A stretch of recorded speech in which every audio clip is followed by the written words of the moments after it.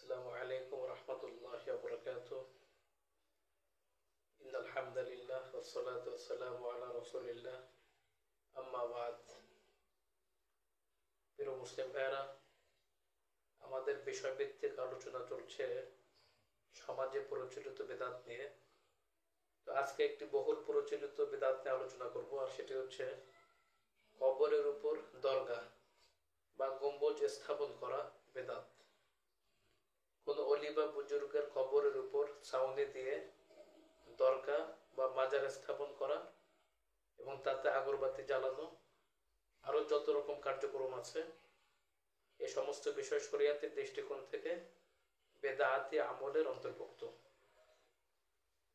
এই জন্য এগুলো পরিত্যাজ্য।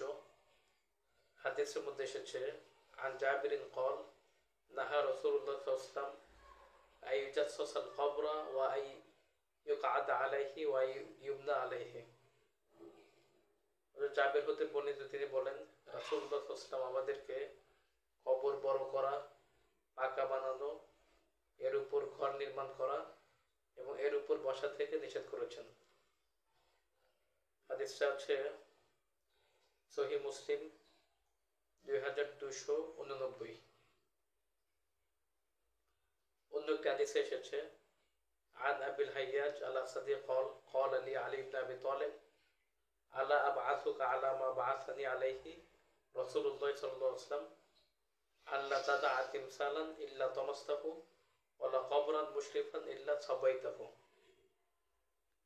আবুল হাইয়াজ আল আসাদি হতে বর্ণিত, তিনি বলেন, আলী রাদিয়াল্লাহু তাআলা আনহু আমাকে বলেছেন, আমি কি তোমাকে ওই কাজের জন্য প্রেরণ করব না যে কাজের জন্য রাসূলুল্লাহ সাল্লাল্লাহু আলাইহি ওয়াসাল্লাম আমাকে প্রেরণ করেছিলেন, আর তা ছিল ছবি ও মূর্তিকে ধ্বংস করে দেয়া এবং এসবের কোনো কিছু অবশিষ্ট না রাখা, আর সমস্ত উঁচু কবরকে মাটির সাথে সমান করে দেয়া।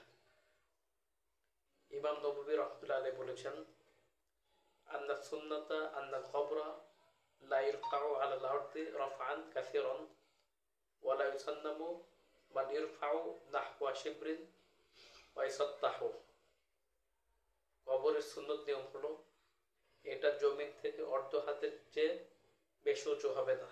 জমিন থেকে অর্ধ হাতের চেয়ে বেশি উঁচু হবে না, বরং শুধু অর্ধ হাত পরিমাণ উঁচু হবে এবং উপরের দিকে সমান থাকবে।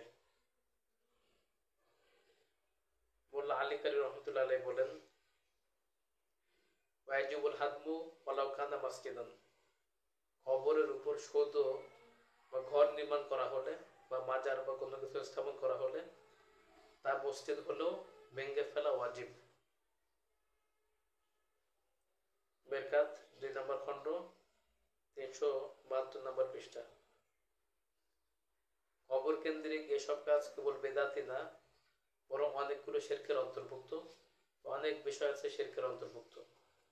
তো আল্লাহ তাআলা আমাদেরকে এই সমস্ত শিরক থেকে হেফাজত করেন এবং এই সমস্ত বেদাত থেকে হেফাজত করেন। আমিন ইয়া রাব্বাল আলামিন। আসসালামু আলাইকুম ওয়া রাহমাতুল্লাহি ওয়া বারাকাতুহু।